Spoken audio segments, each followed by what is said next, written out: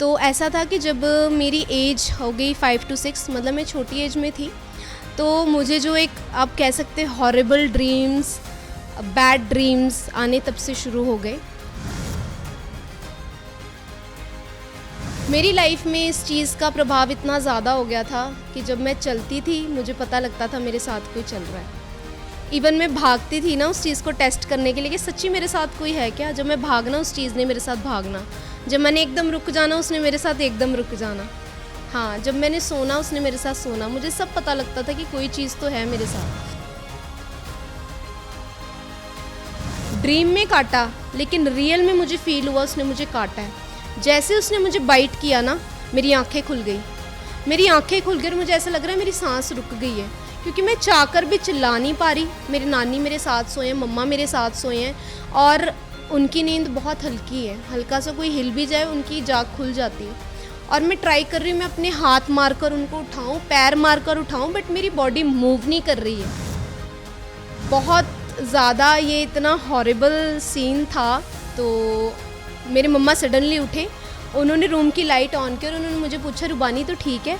और मैं उनको इशारा कर रही हूँ क्योंकि मैं ठीक नहीं थी, मेरी आवाज़ नहीं निकल रही, मेरे हाथ पैर नहीं हिल रहे। और मेरे मम्मा ने मुझे उठाया, सहलाया। जैसे ही हाथ देखा ब्रदर जी, आप बिलीव करना, मेरे हाथ में एक बहुत बड़े बाइट का निशान था। रियल में, ड्रीम में काटा और रियल में निशान था मेरे हाथ में। मेरे को गूज़बम्प्स हो रहे हैं ये सुन के। उसको बेसिकली एस्ट्रोलॉजिकल बुक बोलते हैं। एस्ट्रोलॉजिकल रिलेटेड हो गया आपका ड्रीम्स, आपका मोल्स, आप ये चीज़ इस तरह फॉलो करेंगे, ये चीज़ होगी, वैसा फॉलो करेंगे, सारा कुछ जो एस्ट्रोलॉजिकल से रिलेटेड है। मैं वो पढ़ने लग गई, उन चीज़ों की नॉलेज लेने लग गई। फिर हमारे मोल्स का क्या मीनिंग है, इससे क्या होता है, किसी के कान बड़े हैं छोटे हैं, वो कितना लंबा जिएगा, कितना छोटा जिएगा, एवरीथिंग, इन सब चीज़ों की स्टडी मैं करने लगी। मैं इन चीज़ों में इतना ज़्यादा प्रोएक्टिव हो गई कि मैंने इतनी ज़्यादा वो बुक पढ़ ली, इतना ज़्यादा अपने में उस चीज़ की नॉलेज को मैंने गेन कर लिया कि मेरी जैसे जो क्लासमेट्स होती थी, मैंने उनका हाथ पकड़ के उनको बोलना तेरे हाथ में ऐसी रेखा है, वैसी रेखा है, तेरे साथ ऐसा होगा, वैसा होगा। तो अब क्या होता है कि उन चीज़ों की प्रेजेंस, उन चीज़ों का हावी मुझ पर इतना ज़्यादा हो गया कि मेरे ड्रीम्स में वो चीज़ें आके मुझे, आप कह सकते हैं, तंग करने लगी। तो ब्रदर जी ऐसे होता था कि मैं सोई और ड्रीम में मुझे थप्पड़ पड़ रहा है बहुत ज़ोर से। आपने वो टोटका नहीं किया कि वो तकिए के नीचे वो छुरी रख लो या वो कुछ ऐसा कर लो, या मिर्चियाँ मार लेना?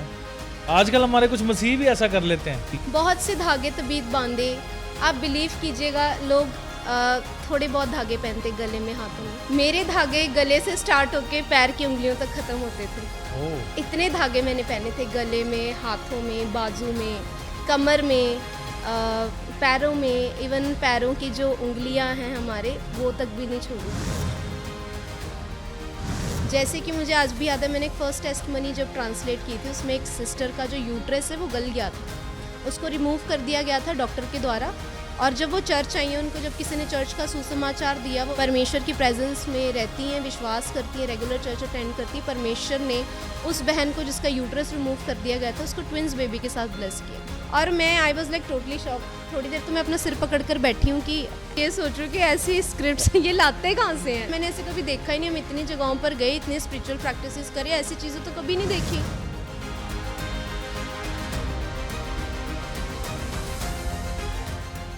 हालेलुया।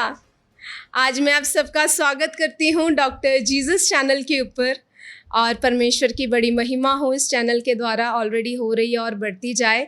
और सब दर्शकों को प्यार भरी जय मसीह की। और आज के इस एपिसोड के द्वारा आप सबका जीवन बदले, आप सबके जीवन टच किए जाएं जीवित परमेश्वर के द्वारा, और आज की गवाही के द्वारा आप सबकी लाइफ्स में एक बड़ा रिवाइवल आए, बड़ी डेडिकेशन आए परमेश्वर के लिए और उसके राज्य के लिए। हालेलुया, आमीन। Hallelujah, hallelujah. मुझे बड़ा अच्छा लगा सिस्टर ने स्टार्ट किया। Praise the Lord. आप सबको जय मसीह की। आपका स्वागत है डॉक्टर जीसस यूट्यूब चैनल पे। दोस्तों, आज का ये पॉडकास्ट आप इंट्रो से ही समझ गए होंगे कि बड़ा स्पेशल है, बड़ा ही अच्छा होने वाला है। बड़ी सारी चीज़ें आप सीखेंगे। आज जिस बहन के साथ मैं आपको मिलवाने लाया हूँ, उनका नाम है सिस्टर रुबानी। सिस्टर जी, आपका वेलकम करता हूँ डॉक्टर जीसस चैनल पे। Thank you so much brother ji, thank you so much. सबको जय मसीह की। सबसे पहले मैं परमेश्वर का थैंक्स करती हूँ, फिर ब्रदर जी आपका थैंक्स करती हूँ कि आपने अपने इस चैनल पे हम सबको मौका दिया कि हम अपने जीवन की गवाही को, जो परमेश्वर ने हमारी लाइफ में किया है, उसको शेयर करने का मौका दे रहे हैं। तो परमेश्वर के नाम में आपको बहुत सी ब्लेसिंग्स और अनएंडिंग सक्सेस मिले। और आज के इस एपिसोड के द्वारा हर एक जन को ढेर सारी ब्लेसिंग्स मिले और सबके लाइफ्स चेंज हों यीशु के नाम में। और सारे जितने व्यूअर्स हैं जो इस एपिसोड को देख रहे हैं या जो डॉक्टर जीसस चैनल को ऑलरेडी फॉलो कर रहे हैं, जितने एपिसोड्स भी देखते हैं, मैं सबसे एक प्यार भरी रिक्वेस्ट करना चाहूँगी कि इस चैनल को सब्सक्राइब ज़रूर करें। और जितने एपिसोड्स अभी तक आ चुके हैं और जो फ्यूचर में आने वाले हैं, उन सब एपिसोड्स को लाइक करना ना भूलें, कमेंट करना ना भूलें और शेयर करना ना भूलें, क्योंकि ये हर एक जिस पर्सनालिटी को लेकर आ रहे हैं अपने चैनल में, उनकी लाइफ की टेस्टमनी को यहाँ पे शेयर किया जा रहा है। तो आप ये प्यार भरी सपोर्ट ज़रूर दें डॉक्टर जीसस चैनल को। Thank you sister. मेरा विश्वास है आप जो लोग इस पॉडकास्ट को सुनेंगे, आप परमेश्वर से बड़ी बरकत को हासिल करेंगे, क्योंकि बहुत बड़ी गवाही सिस्टर रुबानी की लाइफ में है जो आपके साथ आज के इस पॉडकास्ट में हम शेयर करेंगे। और मेरा विश्वास है जितने जन आप इस पॉडकास्ट को सुनेंगे, परमेश्वर आपकी ज़िंदगियों में कार्य करेंगे, क्योंकि हम सब के जीवन में प्रभु यीशु मसीह कभी ना कभी कोई ना कोई ऐसी गवाही को पैदा करते हैं जो हमें प्रभु यीशु मसीह में अपने जीवन को लीड करने के लिए और दूसरों को प्रेरित करने के लिए आगे लेके जाती है। बहुत से लोग आप में से ऐसे होंगे जो हमें देखते भी हैं, किसी टाइम पे आप भी सिस्टर जी की तरह विरोधी रहे होंगे, क्योंकि इनके जीवन की जो गवाही है, मैं चाहता हूँ जल्दी ये स्टार्ट करें। ये एक विरोधी थे, ये ना तो प्रभु यीशु मसीह को जानते थे और ना जानना चाहते थे। कैसे प्रभु ने इनकी ज़िंदगी में कार्य किया, सुनते हैं आज के इस पॉडकास्ट में। अच्छा सिस्टर जी, मैं और दर्शक जानना चाहेंगे कि आप फिर कैसे प्रभु यीशु मसीह में कैसे आए? ब्रदर जी, मैं प्रभु यीशु मसीह में आई नहीं, लाई गई हूँ परमेश्वर प्रभु यीशु मसीह जी के द्वारा और उनकी जीवित आत्मा की सामर्थ्य के द्वारा। क्योंकि समटाइम ऐसे होता है कि हमारी लाइफ में हमारी प्लानिंग्स, हमारी मर्ज़ी, हमारी योजनाएं नहीं पूरी होती, परमेश्वर की मर्ज़ी ही पूरी होती है। और एक इंसान समटाइम चीज़ों को सुनकर भी सुनना नहीं चाहता, जानकर भी जानना नहीं चाहता और देख कर भी अनदेखा कर देता है। तो मेरी लाइफ में भी ऐसा ही हुआ। मैं आपको बताना चाहूँगी कि हम एक क्रिश्चियनिटी बैकग्राउंड से नहीं हैं। जो चीज़ें चलती आ रही थी हमारी फैमिली में वो था कि एक स्पिरिचुअल प्रैक्टिसेस को करना बहुत ज़्यादा पैशनेटली, बहुत ज़्यादा डेडिकेटली। तो वो मेरी फैमिली में शुरू से चलता आ रहा था। आप कह सकते हैं स्पिरिचुअल रिचुअल को जो है रेगुलरली फॉलो किया जा रहा था। आप गैर मसीही तरीके से पूजा पाठ, पूजा अर्चना या आराधना उस तरीके से करते थे जैसे मसीही लोग नहीं करते? जी, और बहुत ज़्यादा डीपली था ये। तो अपने फादर मदर को देखकर मैंने भी वो चीज़ों को फॉलो करना शुरू किया। ऑब्वियसली जो फैमिली में चल रहा है, जो बड़े कर रहे हैं, बच्चा वही करेगा, तो मैंने भी उन्हीं चीज़ों को फॉलो करना शुरू किया। तो हम बहुत ज़्यादा पैशनेटली और डेडिकेटली होकर उन चीज़ों को करते थे। बट स्टिल उतनी सारी चीज़ों को करने के बाद भी हमारी लाइफ में एक जो बोलते हैं ना, एक पीस होना चाहिए, वो पीस नहीं था। एक अगर हम अपने किसी आइडल को पूज रहे हैं, आइडल को फॉलो कर रहे हैं, उसका अनुग्रह, उसका साथ, उसकी सुरक्षा जो होनी चाहिए वो हमारी लाइफ में नहीं थी। ये मैं इसलिए नहीं कह रही कि आज हम मसीह में आ गए इसलिए, ये मैं अपनी लाइफ का एक रियल एक्सपीरियंस आपके साथ और आप सबके साथ भी शेयर कर रही हूँ कि आप जान सके कि जिस तरह हमारी बायोलॉजिकल लाइफ जितनी रियल है, स्पिरिचुअल वर्ल्ड और स्पिरिचुअल चीज़ें भी उतनी ही ज़्यादा रियलिस्टिक हैं। मेरे हिसाब से रियल लाइफ से ज़्यादा स्पिरिचुअल वर्ल्ड रियल है। मतलब जितना हमारा यहाँ पे बैठ के एक दूसरे को सुनना रियल है, उससे कहीं ज़्यादा आपके हिसाब से आत्मिक लाइफ रियल है और मोर देन एक्टिव है, आई विल से। अच्छा, हमारी लाइफ से भी ज़्यादा? जी, मैं आपको बताना चाहूँगी कि मैं 1 मिनट पहले एक डिस्क्लेमर देना चाहता हूँ। सॉरी, आपकी बात को काट रहा हूँ।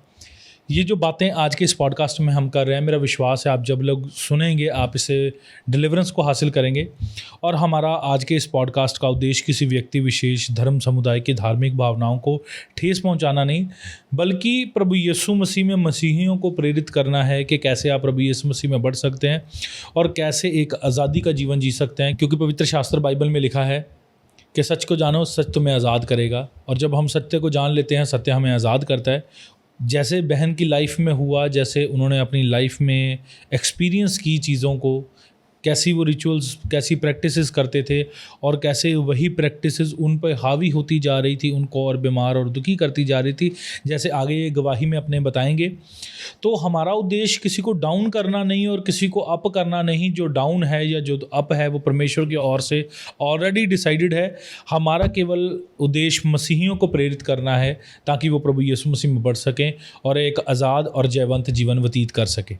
जी सिस्टर जी, तो फिर कैसे चीज़ें मूव हुई, शेक हुई आपकी लाइफ में? तो मैं आपको अपनी टेस्टमनी जो है शुरुआत से ही बताना चाहूँगी, क्योंकि मेरा बिलीव है कि जो दर्शक मुझे आज देख रहे हैं या जो मेरे पॉडकास्ट को आने वाले समय में देखेंगे वो इन चीज़ों में से निकल चुके होंगे, रिलेट कर पाएंगे या निकल रहे होंगे, या जो मे बी मसीह में नहीं भी हैं वो भी जब इस एपिसोड को देखेंगे उन लोगों के लिए बहुत ईजी होगा इस चीज़ को रिलेट करना, क्योंकि समवेयर वो इस सिचुएशन से गो थ्रू कर रहे होंगे। तो ऐसा था कि जब मेरी एज हो गई 5 to 6, मतलब मैं छोटी एज में थी, तो मुझे जो एक आप कह सकते हैं हॉरिबल ड्रीम्स, बैड ड्रीम्स आने तब से शुरू हो गए। और एक उस छोटी एज में एक बच्चे को फिज़िकल अब्यूज़ क्या होता है उस चीज़ का आइडिया नहीं होता, नॉलेज नहीं होती, बट ड्रीम्स में मेरे साथ जो है इविल स्पिरिट, जो अब आपको मसीह में आने के बाद पता चल रहा है कि वो इविल स्पिरिट थी। हाँ, अब पता चल रहा है कि वो इविल स्पिरिट्स थी। तो वो एक फेस का पर्सन एक से मल्टीपल में हो जाता था, जो कि बहुत ज़्यादा भयंकर और डरावना था मेरे लिए, क्योंकि एक जो छोटा बच्चा जिसकी एज छोटी है, जिसको इन चीज़ों का नहीं पता, वो उन चीज़ों से निकल रहा है डेली, और मैं चाहकर भी किसी को बता नहीं पाती थी, शेयर नहीं कर पाती थी, क्योंकि मुझे नहीं पता था वो चीज़ क्या है। अच्छा, तब आपकी एज क्या रही होगी? तब मेरी एज रही होगी 5 to 6 के बीच। अच्छा। और ये चीज़ ऐसे डे बाय डे बढ़ती चली गई, और अपने ड्रीम्स में फ़िज़िकल अब्यूज़ को मैंने फ़ेस किया, which was very much disturbing for me, क्योंकि उस एज में एक बच्चे को फ़िज़िकल अब्यूज़ का नहीं पता होता। बट मैं आपको बता रही हूँ कि वो इतना ज़्यादा रियलिस्टिक होता था कि मतलब बयान नहीं कर सकते। मतलब आप जब सोकर उठते थे उस ड्रीम के बाद, आप हकीकत में उन चीज़ों को एक्सपीरियंस होता हुआ देख रहे होंगे कि आपके साथ कुछ ऐसा हुआ है? जी, मेरे मतलब मुझे पता लगता था कि कुछ फेस करके मैं हटी हूँ, बट क्योंकि छोटी थी, नॉलेज नहीं थी, तो क्या किसको शेयर करूँ, कैसे बताऊँ। सो ये चीज़ इस तरह बढ़ती चली गई, मैं भी बड़ी होती चली गई, अपनी स्पिरिचुअल एक्टिविटीज़ में बढ़ती चली गई। जिस तरह पेरेंट्स फॉलो कर रहे थे मैं भी फॉलो करती गई, मैं ज़्यादा डेडिकेट हो गई और ज़्यादा इन चीज़ों को लेके ऐसी डेडिकेट हो गई कि मैं आप सबसे शेयर करना चाहूँगी कि डे एंड नाइट इन चीज़ों में देने लगी। इतना ज़्यादा मेरे अंदर क्यूरियोसिटी इस चीज़ को लेके बढ़ गई कि मैं उन सब चीज़ों से रिलेटेड बुक्स को पढ़ने लग गई कि हमारे मोल्स का मीनिंग क्या होता है, ड्रीम्स का मीनिंग क्या होता है। और मैं इन चीज़ों में इतना ज़्यादा प्रोएक्टिव हो गई कि मैं और ज़्यादा डीप इन चीज़ों में चली गई, और जैसे कि और क्या खोज मिले और मैं क्या कर सकती हूँ, है ना। तो जब बढ़ती चली गई तो मैंने फिर हमारे घर में एक बुक होती थी, तो उस बुक को पढ़ना शुरू किया। कौन सी किताब थी, बता सकते हैं? क्योंकि मैं चाहता हूं कि आप जब अपनी टेस्टिमनी को शेयर करें, जो लोग ये एक्टिविटीज़ कर रहे हैं वो एटलीस्ट समझ पाएँ कि वो चीज़ें करने से उनके साथ हैपन क्या हो सकता है। जी, उसको बेसिकली एस्ट्रोलॉजिकल बुक बोलते हैं, जिसमें उन सब चीज़ों से रिलेटेड लिखा होता है। किन चीज़ों के बारे में? एस्ट्रोलॉजिकल रिलेटेड हो गया आपका ड्रीम्स, आपका मोल्स, आप ये चीज़ इस तरह फॉलो करेंगे, ये चीज़ होगी, वैसा फॉलो करेंगे, वैसे मोमेंट ऑफ मून, वास्तुशास्त्र, है ना, या पाम लाइंस, सारा कुछ जो एस्ट्रोलॉजिकल से रिलेटेड है मैं वो पढ़ने लग गई, उन चीज़ों की नॉलेज लेने लग गई। फिर हमारे मोल्स का क्या मीनिंग है, इससे क्या होता है, किसी के कान बड़े हैं, छोटे हैं, वो कितना लंबा जिएगा, कितना छोटा जिएगा, एवरीथिंग, इन सब चीज़ों की स्टडी मैं करने लगी और इतना ज़्यादा पैशनेट हो गई और बहुत ज़्यादा डेडिकेटली अपनी स्पिरिचुअल एक्टिविटीज़ को करने लगी। मैं इन चीज़ों में इतना ज़्यादा प्रोएक्टिव हो गई कि मैंने इतनी ज़्यादा वो बुक पढ़ ली, इतना ज़्यादा अपने में उस चीज़ की नॉलेज को मैंने गेन कर लिया कि मेरी जैसे जो क्लासमेट्स होती थी, मैंने उनका हाथ पकड़ के उनको बोलना, तेरे हाथ मैं ऐसी रेखा है वैसी रेखा है, तेरे साथ ऐसा होगा वैसा होगा, तेरे ऐसे मोल्स हैं, तेरी ऐसी जगह पे तिल है, तेरे कान ऐसे हैं वैसे तेरे साथ ऐसा होगा, ये होगा वो होगा। मतलब इस तरह से हो गया था मेरी लाइफ में। और मैं इतना ज़्यादा प्रोएक्टिवली स्पिरिचुअल प्रैक्टिसेस को करने लगी कि जिस चीज़ को मैं आइडल मान कर, जिसके लिए मैं अपनी सब स्पिरिचुअल एक्टिविटीज़ को प्ले कर रही थी जिसके लिए, तो अब क्या होता है कि उन चीज़ों की प्रेजेंस, उन चीज़ों का हावी मुझ पे इतना ज़्यादा हो गया कि मेरे ड्रीम्स में वो चीज़ें आके मुझे, आप कह सकते हैं, तंग करने लगी। उस टाइम नहीं पता था, क्योंकि उस टाइम जीवित ज्ञान से तो ज्ञान थे ना, झूठे ज्ञान को लेकर चल रहे थे। तो मेरे ड्रीम्स में उन चीज़ों ने आना, लाखों की संख्या में आना, मुझे घेर लेना, इस तरह जकड़ लेते थे मुझे, इस तरह बाइट करते थे कि जब नेक्स्ट डे सुबह मैं उठती थी मेरे बॉडी पे जख्म बने होते थे। ये क्या समथिंग कोई क्रिएचर था? क्रिएचर, एनिमल क्रिएचर कह सकते हैं। Something like snake? Yes, it was actually a snake. तो बहुत ज़्यादा ये चीज़ ऐसे होने लगी। फिर मैं आपको एक और चीज़ बताती हूँ। हो सकता है कि जो दर्शक देख रहे हैं उनमें से कई लोग इन चीज़ों से निकले होंगे या निकल रहे होंगे। तो मेरा बिलीव है ये गवाही आज आपकी बहुत हेल्प करेगा कि एक सच्चा मार्ग कौन सा है, जीवित परमेश्वर क्या है, और एक सच्चे ज्ञान में जीना और अज्ञानता में जीने का फ़र्क क्या है। तो ब्रदर जी, ऐसे होता था कि मैं सोई हूँ और ड्रीम में मुझे थप्पड़ पड़ रहा है बहुत ज़ोर से, और जब मैं उठती हूँ तो मेरे गालों पे वो रियल थप्पड़ का निशान होता है। अच्छा, that was too much horrible for me and my family. अच्छा, ड्रीम में आपको कोई थप्पड़ मार रहा है? जी, जब सो के आप उठ रहे हो और आपके निशान छपा हुआ है, हाथ छपा हुआ है, वो भी ऐसा जैसे किसी ने अभी अभी ताज़ा थप्पड़ मारा हो, और बहुत ज़्यादा डरावना था वो हमारे लिए। आपने वो टोटका नहीं किया कि वो तकिए के नीचे वो छुरी रख लो या वो कुछ ऐसा कर लो? बहुत कुछ, बहुत कुछ। इस प्लेटफॉर्म में मैं ज़्यादा डिस्क्राइब नहीं कर पाऊँगी।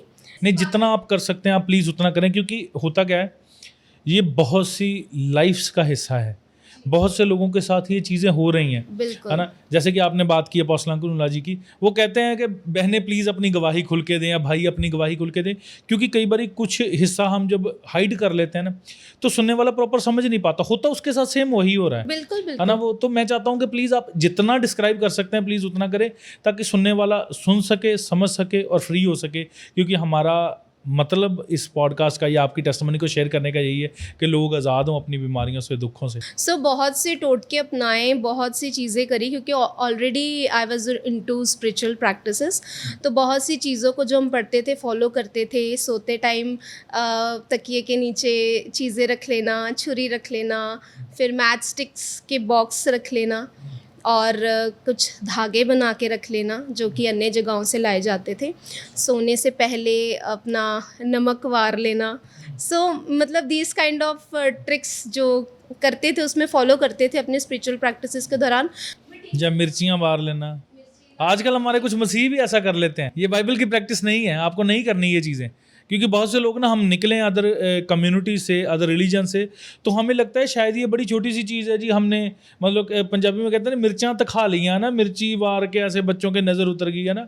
आपके पास इतना बड़ा परमेश्वर है, आपको नज़र नहीं लग सकती किसी की। जिसकी नज़र आप पे है वो कहता है कि मेरी नज़र सदा तुम पे लगी हुई है। परमेश्वर के पवित्र कलाम में लिखा है कि यहोवा परमेश्वर जो हमारा रखवाला है वो ना तो कभी सोता है और ना कभी ऊँघता है, उसकी निगाहें सदा अपने लोगों पे लगी रहती हैं, इसलिए हमें किसी की नज़र नहीं लग सकती। परमेश्वर हमें अंश अंश करके बढ़ा रहे हैं और उन्नति से उन्नति वो हमें देते जा रहे हैं। परमेश्वर इस पॉडकास्ट को भी बढ़ा रहे हैं। जी सिस्टर जी, सॉरी मेरे को बीच में चीज़ें कनेक्ट करने का ना, कि क्योंकि मुझे लगता है कि जो दर्शक हमें सुन रहे हैं, है ना, मेरे मसीह में भाई बहन, उनको इन चीज़ों का पता होना चाहिए कि हमें ये चीज़ें नहीं करनी। जी, बहुत से धागे तबीत बांधे। आप बिलीव कीजिएगा, लोग थोड़े बहुत धागे पहनते गले में, हाथों में। मेरे धागे गले से स्टार्ट होके पैर की उंगलियों तक ख़त्म होते थे। ओह, इतने धागे मैंने पहने थे, गले में, हाथों में, बाजू में, कमर में, पैरों में। इवन पैरों की जो उंगलियां हैं हमारे, वो तक भी नहीं छोड़ी थी। मतलब इतना ज़्यादा हम उन स्पिरिचुअल प्रैक्टिसेस में इतना ज़्यादा डीप हो चुके थे कि हमें था कि अब जो है यही है, इसी से ही होता है। बट मैं आपको बताती हूँ कि जो कुछ भी फॉलो किया उसमें कम तो क्या ना, वो चीज़ें और बढ़ती जा रही थी।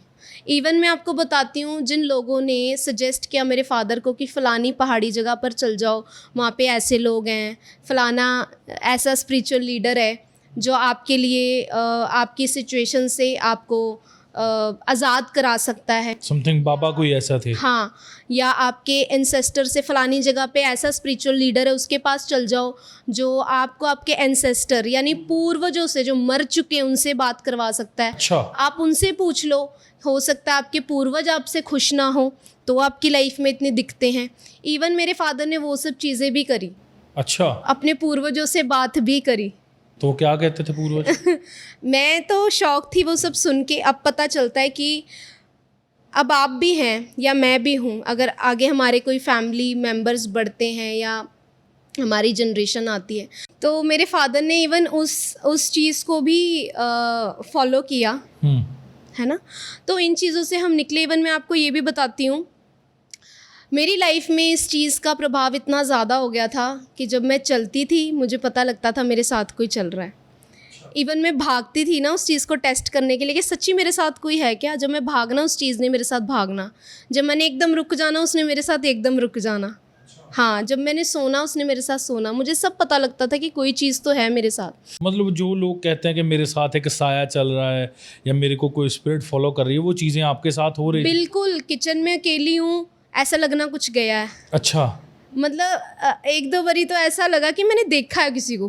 कुछ एकदम से गया, कुछ पीछे से गया, हाँ, कुछ आगे से एकदम से गया। मतलब आपने स्पिरिचुअल सीन्स काफ़ी फेस किए हैं। तो सिस्टर, जैसे आप बता रहे हैं कि आपके साथ इतनी हॉरिबल चीज़ें हो रही थी, मतलब आपके स्पिरिचुअल वर्ल्ड में जैसे आप बता रहे हैं, तो क्या कोई ऐसा इंसिडेंट हुआ जो आप दर्शकों के साथ या हमारे साथ शेयर करना चाहो? स्पिरिट्स के साथ रिलेटेड कोई हॉरिबल चीज़ आपके साथ हुई हो? हाँ जी ब्रदर जी, एक इंसिडेंट मेरे साथ ऐसा हुआ जो मैं आपके साथ शेयर करना चाहूँगी। स्कूलिंग के दौरान जब मैं 8th स्टैंडर्ड में थी आई थिंक, तो यूजुअली मैं साइकिल पे स्कूल जाती थी या फादर मेरे को छोड़ के आते थे। तो उस दिन क्या हुआ कि मैं स्कूल गई और स्कूल से जब वापस आई तो मैं अपने फ्रेंड्स के साथ वापस आई, अपने मस्ती में बातें करते, खेलते, झूमते, जैसे बच्चे नॉर्मली करते हैं। जैसे नॉर्मली बच्चे आते हैं। तो रास्ते में हमें एक आम का पेड़ दिखाई देता है जिसमें कच्चे आम लगे हैं। और आपको पता है कच्चे आम सबको खाना पसंद है गर्मियों के टाइम में। जीभ लपलपाई जाएगा। बस वो कच्चे आम देखे नहीं कि मुंह में पानी आ गया। मेरी फ्रेंड ने बोला कि कच्चे आम तोड़ कर ले जाते हैं। मैं गई, मैं तोड़ कर लाई, उसको भी दिया, खुद भी लिया और हम घर चले गए। और ब्रदर जी, मुझे नहीं पता था कि उस आम के साथ में और क्या चीज़ अपने साथ कैरी करके ले जा रही। अच्छा। मैं घर गई, मैंने उस कच्चे आम को खाया। खाकर जब रात को हम सोए हैं, मुझे एक ड्रीम आता है। मेरे ड्रीम में सेम डे जिस तरह हॉरिबल जो हॉरर मूवीज़ होती है ना, उसमें जैसे कि कोई एक आंटी आई वाइट साड़ी में, बुज़ुर्ग आई जले हुए, वैसे एग्जैक्टली एक लेडी मेरे ड्रीम में आती है जिसने वाइट कलर की साड़ी वेयर की है, पर उसका फेस जला हुआ है। और वो ड्रीम में आके मेरे बेड के पास खड़ी हो जाती है और वो मुझे मतलब मुझसे लड़ रही है, मुझे पूछ रही है कि तू मेरे पेड़ से आम कैसे लेकर आई, तूने मेरे पेड़ से आम कैसे तोड़े। अब मैं उस टाइम, आपको पता बच्चों का नेचर कैसा होता है, लड़ाकी टाइप। मैं वैसी बहुत ज़्यादा लड़ाकी थी उन दिनों में। तो मैं ड्रीम में उस लेडी को भगा रही हूँ कि तू जा, तू मुझे क्यों पूछ रही है कि मैं आम क्यों तोड़ कर लाई, तेरे आम थे, या जैसा जैसे हम लड़ते हैं ना। तो मैं उसको भगा रही हूँ ड्रीम में कि चल निकल जा मेरे घर से, तेरी हिम्मत कैसे हुई यहाँ आने की, निकल, ऐसे मैं उसको कह रही हूँ। वो मेरे घर से निकल तो गई, लेकिन जाते जाते उसने मेरे हाथ में बाइट किया, उसने मुझे काटा जिस हाथ से मैंने आम तोड़े थे। अच्छा। Can you just imagine. आपको सुनने में बहुत नॉर्मल लग रहा होगा, पर ड्रीम में काटा, लेकिन रियल में मुझे फील हुआ उसने मुझे काटा है। जैसे उसने मुझे बाइट किया ना, मेरी आंखें खुल गई। मेरी आंखें खुल गई, मुझे ऐसा लग रहा है मेरी सांस रुक गई है, क्योंकि मैं चाहकर भी चिल्ला नहीं पा रही। मेरी नानी मेरे साथ सोए हैं, मम्मा मेरे साथ सोए हैं और उनकी नींद बहुत हल्की है, हल्का सा कोई हिल भी जाए उनकी जाग खुल जाती है। और मैं ट्राई कर रही हूँ, मैं अपने हाथ मारकर उनको उठाऊँ, पैर मारकर उठाऊँ, बट मेरी बॉडी मूव नहीं कर रही है। अच्छा। बहुत ज़्यादा ये इतना हॉरिबल सीन था। तो सडनली ऐसा हुआ कि हम इस चीज़ को रिलेट कर सकते हैं क्योंकि माँ अपने बच्चे से बहुत कनेक्टेड होती है। तो मेरे मम्मा सडनली उठे, उन्होंने रूम की लाइट ऑन की और उन्होंने मुझे पूछा रुबानी तो ठीक है। और मैं उनको इशारा कर रही हूँ क्योंकि मैं ठीक नहीं थी, मेरी आवाज़ नहीं निकल रही, मेरे हाथ पैर नहीं हिल रहे। और मेरे मम्मा ने मुझे उठाया, सहलाया, बहुत ज़ोर से मैं रोई। उसके बाद मेरी आवाज़ निकली है, जैसे लाइक एक चीख नहीं निकलती ज़ोर से। मैं डर गई थी और मैंने मैं रोई, मैंने मम्मा को बताया मेरे साथ ऐसे ऐसे मैंने ड्रीम में देखा, मुझे किसी ने काटा। जैसे ही हाथ देखा ब्रदर जी, आप बिलीव करना, मेरे हाथ में एक बहुत बड़े बाइट का निशान था। रियल में? रियल में, ड्रीम में काटा और रियल में निशान था मेरे हाथ में। मेरे को गूज़बम्प्स हो रहे हैं ये सुन के। मैंने ऐसे ही स्टार्टिंग में नहीं बोला कि हम जो अपनी रियल लाइफ को रियल कहते हैं, स्पिरिचुअल वर्ल्ड उससे ज़्यादा रियलिस्टिक है। आप नहीं जानते कि आप जहाँ जा रहे हैं वहाँ पे क्या है, आप कहीं से कुछ ला रहे हैं, आप उन चीज़ों के साथ क्या कैरी कर रहे हैं अपने घर में। जी। It's too much deep, too much horrible. तो फिर उसके फ्रूट्स वो वापस करके आए आप उसको? ऐसा कुछ तो नहीं हुआ, बट ये ज़रूर हुआ कि उसके बाद जैसे मेरे पेरेंट्स मुझे और अन्य जगहों पर लेकर गए, मैं उसके बाद और ज़्यादा बीमार होने लगी। तो आपकी फैमिली तो शॉक हो गई होगी ये चीज़ें देख के? बहुत ज़्यादा शौक थी कि ये कैसे पॉसिबल है, ड्रीम में। प्रॉपर बाइट का निशान था हाथ पे? और 1-2 दिन तक नहीं था, वो कम से कम भी 9-10 दिन तक रहा मेरे हाथ। जैसे नॉर्मली इंसान की बाइट का रहता है, जैसे कोई काट लेता है किसी को। जैसे डे बाय डे जाता जा रहा था वो नीला हो गया था। अच्छा। और वो हफ्ता 10 दिन तक मेरे हाथ में रहा। अगर आप में से भी किसी ने कोई ऐसा एक्सपीरियंस किया है तो कमेंट्स में ज़रूर लिखना, क्योंकि ये जो बातें हम कर रहे हैं ये एक्चुअल स्पिरिचुअल वर्ल्ड हमारे साथ साथ चल रहा है, और हम जो चीज़ें अपनी लाइफ में एक्सपीरियंस करते हैं कई बार वो बड़ी एक्स्ट्रा ऑर्डिनरी होती हैं और एक्स्ट्रा हॉरेबल भी होती हैं, क्योंकि फिल्मों में जो चीज़ें दिखाई जाती हैं वो एक्चुअल में रियल लाइफ से ही इंस्पायर्ड होती हैं। एग्जैक्टली। तो वो जो चीज़ें आपके साथ हुई है तो बड़ा मैं शौक हो गया है चीज़ें सुन के। और वो जो थप्पड़ वाली बात बताई वो भी ऐसी था कि सोए हैं, कोई आ रहा है थप्पड़ मार के जा रहा है। अच्छा, ये आपकी ऑलमोस्ट डेली लाइफ हो गया था कि कुछ ना कुछ ऐसा कोई सीन घटित होता ही था आपके साथ? अच्छे ड्रीम्स आना तो रहने दो। मैं तो अपनी लाइफ में एक टाइम ऐसा आ गया था, मैं अब सोने से डरने लगी थी कि भाई अब मैं सोऊंगी तो मेरे साथ कुछ ऐसा ही होगा, और मैं अपने आप को बचा तो सकती नहीं। सारी फैमिली का ये हाल था? सारी फैमिली को ऐसे ड्रीम्स आते थे, और बीमारी की चेन भी ऐसी ही थी। और उस ड्रीम के बाद मैं और ज़्यादा बीमार रहने लगी। ऐसा बीमार हो जाती थी कि कंटिन्यू हो गया था कि साल में एक बारी एवरी ईयर मैंने हॉस्पिटल एडमिट होना ही होना है। इतना बीमार हो जाती थी मैं, इतना ज़्यादा। और फैमिलीज़ ने अन्य जगहों पर ले जाना, उपाय करने, पैसे खर्च करने, पर कोई फ़र्क नहीं था। इम्प्रूवमेंट की जगह मैं डिसइम्प्रूव हो रही थी, आप ये वर्ड यूज़ कर सकते हैं। इतना ज़्यादा अपनी लाइफ में घटते जा रहे थे, बहुत ज़्यादा। हेल्थ वीक, फेस वैसा होता जा रहा है, ब्लड नहीं बनना, ठीक है, वेट गेन नहीं होना, बीमार ही रहना, इतनी ज़्यादा वीकनेस हो जानी मैं आपको बता नहीं सकती कि मतलब बेड पे पड़े पड़े हाथ पैर में जोर ख़त्म। मतलब आप क्रिस्टल क्लियर थे इस बात के लिए कि मेरे को कोई मेडिकल प्रॉब्लम तो नहीं है, ये स्पिरिचुअल वर्ड से ही कहीं से कहीं चीज़ें कनेक्ट हो रही हैं। क्योंकि रिपोर्ट में कुछ नहीं आता था। अच्छा। डॉक्टर कहते थे हम क्या ट्रीटमेंट करें, वो ज़्यादा से ज़्यादा ये कह देते थे कि इसका ब्लड कम है, इसका हीमोग्लोबिन कम है। बट जिन प्रॉब्लम से मैं निकल रही थी that was too much high, वो बहुत ज़्यादा थी। और रिपोर्ट्स में कुछ आता नहीं तो एक बंदा क्या सोचेगा, उसके पेरेंट्स क्या करेंगे, वो फिर अन्य जगहों पर ले जाएंगे कि इसका ट्रीटमेंट करो, जिसने जहाँ बताना वहाँ चल जाना। इवन मेरी लाइफ में एक सिचुएशन ऐसी आ गई थी, ये भी मैं आपके साथ शेयर करती हूँ, कि मैं बुक्स में, टीवी पे और शॉप्स पे जिस चीज़ को मैं आइडल मानकर पूजती थी उसको देख नहीं सकती थी। स्नेक्स को नहीं देख सकती थी। जैसे ही मैंने देखना मेरी बॉडी गलनी शुरू हो जाती थी। गलनी मतलब? गलना इन द सेंस कि ऐसे नहीं कि मेरी बॉडी रियल में गल रही है। सपोज मैं बैठी हूँ, टीवी में किसी ने लगा दिया, जैसे नेट जियो वाइल्ड में लोग बड़े शौक से देखते हैं। अच्छा, मतलब गलना इन द सेंस जैसे बताया आपने कि आपकी बॉडी एकदम से उसकी तरह प्रिटेंड करना शुरू कर देगी। आपको ये लगता था कि मैं भी यहाँ पे रेंगना शुरू कर दूँ? बिल्कुल, मैं देख नहीं सकती, हड्डियाँ खत्म हो जाएंगी मेरी और मैं ऐसे ऐसे चलूँगी। ना मैं बुक में देख सकती थी उस पिक्चर को, ना टीवी में देख सकती थी, ना रियल में जो प्लास्टिक के या टॉयज़ होते हैं उनको भी नहीं देख सकती थी। मैं भागती थी, मुझे डर लगता था कि मैं ऐसी हो जाऊंगी। या जैसे मैं ड्रीम्स में देखती थी कि एक जगह पैर रखा लाखों निकल आए, एक जगह पैर रखा हज़ारों निकल आए, तो ये ऐसी बहुत सारे होके मुझे जकड़ लेंगे। और मेरी लाइफ में एक ऐसा सिचुएशन आ गया जहाँ मुझे ऐसा लगता था कि अब शाम हो गई है, अब रात हो जाएगी, मुझे सोना पड़ेगा और ये चीज़ें फिर मेरे साथ होंगी, मैं भागूंगी लेकिन मैं अपने आप को बचा नहीं पाऊंगी। जब ये सारी चीज़ें हो रही थी आपके साथ, आप बीमार थे, आपको सपनों में दुष्ट आत्माएं दिखती थी, बड़ी सारी चीज़ें हो रही थी। तो फिर प्रभु यीशु मसीह जब सीन में आते हैं तो कैसी चीज़ें चेंज होती हैं? ऐसे था कि ये चीज़ें इतनी ज़्यादा हावी हो चुकी थी हम पर, टूट चुके थे मेडिसिन से, इतना ज़्यादा मेडिसिन खा लिए, इतना ज़्यादा मेडिसिन से निकले। अब ऐसा लगता था कि ये जो मेडिसिन है ऐसे ही हैं, ये कुछ कर ही नहीं सकती। अन्य जगहों पर इतना चल गए, उपायों से इतना निकल गए, इतने उपाय कर लिए, इतने पैसे खर्च कर लिए, लेकिन कहीं पे सल्यूशन नहीं है। ऐसा लगता था कि इन्हीं चीज़ों में रह के ख़त्म हो जाएंगे एक दिन।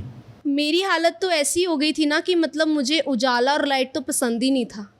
मैंने अपने रूम में जब बैठना लाइट ऑफ करके बैठना, अकेले ने बैठना, किसी से बात करने का मन नहीं होता था। इतनी ज़्यादा आप कह लीजिए मैं दुखी हो चुकी थी अपनी कंडीशन से कि जैसे बोलते हैं ना हम अपनी नॉर्मल लैंग्वेज में कि खिज चढ़ती थी, हर चीज़ से खिज चढ़नी, लड़ाई झगड़े का ही मूड रहना हर समय। किसी से बात कर ली तो लड़ाई तो हो ही जाएगी मेरी, इस तरह से बहुत ज़्यादा दुखी हो चुके थे। इवन मेरे फादर इन चीज़ों से इतना ज़्यादा आप कह लीजिए पोजेस्ड हो गए थे, इतना ज़्यादा डिस्टर्ब हो गए थे कि उन्होंने प्रभु में आने से पहले के पिछले 16 साल उन्होंने कोई साउंड स्लीप नहीं ली, just because of these horrible dreams. अच्छा। उनको ड्रीम आना, उनकी नींद खुल जाती थी, उनको दोबारा नींद नहीं आती थी। अच्छा। और मेडिसिन खा ली, उपाय करवा लिए। आप सोच सकते 16 साल एक बंदा सोया नहीं है, साउंड स्लीप ढंग से नहीं एक सोया। अच्छी नींद नहीं ली है, उसकी कंडीशन क्या होगी? सुनने में 16 साल लगता है। कई बार हमारी बीमारियों की वजह ये भी चीज़ें हो जाती हैं, क्योंकि डॉक्टर्स कह रहे हैं अगर आप प्रॉपर नहीं सोओगे तो वो चीज़ें आपके दिमाग पर इफेक्ट करेंगी, दिमाग ऑर्गन पे हैवी होगा और वो सारी चीज़ें आपको मतलब एक चेन वो चल रही है, वही जो हम समझ पा रहे हैं। बंदा 1-2 दिन ना सोए उसकी हालत कैसी हो जाती है, आप जस्ट इमेजिन करें। 16 साल एक बंदा साउंड स्लीप नहीं ले पाया। फिर ऐसा होता है कि मेरे फादर के ऑफिस में एक ब्रदर उनको परमेश्वर का सुसमाचार बताते हैं, परमेश्वर के जीवित भवन अंकुर नरूला मिनिस्ट्रीज खामरा चर्च के बारे में बताते हैं। तो मेरे फादर घर आके मुझसे शेयर करते कि ऐसी ऐसी बात का मुझे पता चला है, तो हम जाएं क्या करें, क्योंकि उन दोनों मेरे मम्मा बहुत बीमार थे और ठीक नहीं हो रहे थे। तो मैंने अपने फादर को यही बोला कि ठीक है अब जाओ, अगर मम्मा ठीक होते थे वेल एंड गुड, है ना, और उससे ज़्यादा हमें क्या करना है, हमने क्रिश्चियन तो बनना नहीं वहाँ जाके, है ना। तो इस तरह मेरे फादर जाते हैं मेरे मम्मा के साथ, मम्मी की हीलिंग के लिए गए, लेकिन वो जानते नहीं थे कि खुद की हीलिंग हो जाएगी वहाँ पे। इतने शोर में जाके मेरे फादर 16 साल के बाद फर्स्ट टाइम साउंड स्लीप उन्होंने लिया, जहाँ इतनी लाउड वर्शिप चल रही थी, है ना, और मेरे फादर सोए हैं। और मेरी मदर जब देखते हैं, अच्छा, चर्च जाके मीटिंग सुनने गए, सो गए आप? सो गए, शोर में सो गए। हालांकि नॉर्मल डेज में जब मेरे फादर सोने जाते थे, मैं, मेरी मदर, मेरी सिस्टर अनदर रूम में, मेरे फादर एक अनदर रूम में, अलग रूम में, कि कोई शोर ना हो, वो सो पाएँ। अच्छा, छोटी सी डिस्टर्बेंस से भी उठ जाते थे। जब नींद खुल गई तो नींद नहीं आएगी। And my mother was shocked कि ये सो गए हैं इतनी शोर में, और मेरी मम्मा ने भी उनको उठाया नहीं। वहाँ पे सो रहे हैं तो चलो ठीक है सोने दो, उनको नींद आ गई। हमारे लिए यही बहुत राहत की बात थी। तो जब उठते हैं नींद से तो मेरे मम्मा को कहते हैं कि मुझे तो बड़ा हल्का फील हो रहा है, बड़ा अच्छा लग रहा है, एक भार जो मेरे ऊपर था वो है ही नहीं। हाँ, और मम्मा उनको कह रहे कि अब घर चलते हैं, काफ़ी टाइम हो गया, क्योंकि सर्दियों का दिन था जब वो फर्स्ट टाइम चर्च गए थे, काफ़ी धुंध वगैरह लग गई थी। तो फादर मेरे कह रहे मेरा तो जाने का ही मन नहीं कर रहा है यहाँ से। चर्च में सुना कुछ नहीं, सो गए? कुछ नहीं सुना, पता ही नहीं है कि चर्च क्या, कैसे चलती, क्या होता है, क्या नहीं होता, कुछ नहीं पता। अच्छा। गए हैं, बैठे हैं, सो गए हैं। तो फिर उसके बाद मेरे पेरेंट्स कंटिन्यू जाने लगे, क्योंकि ऑलरेडी इतनी स्पिरिचुअल चीज़ों से निकल चुके थे। तो उन्होंने कंपेयर कर लिया कि एक जीवित हजूरी और जो जीवित है ही नहीं, वो कंपैरिजन कर लिया। विद इन 1 मंथ एक लिविंग गॉड और एक आइडल में उन्होंने फ़र्क ढूंढ लिया, क्योंकि उन चीज़ों से डीप से निकले थे।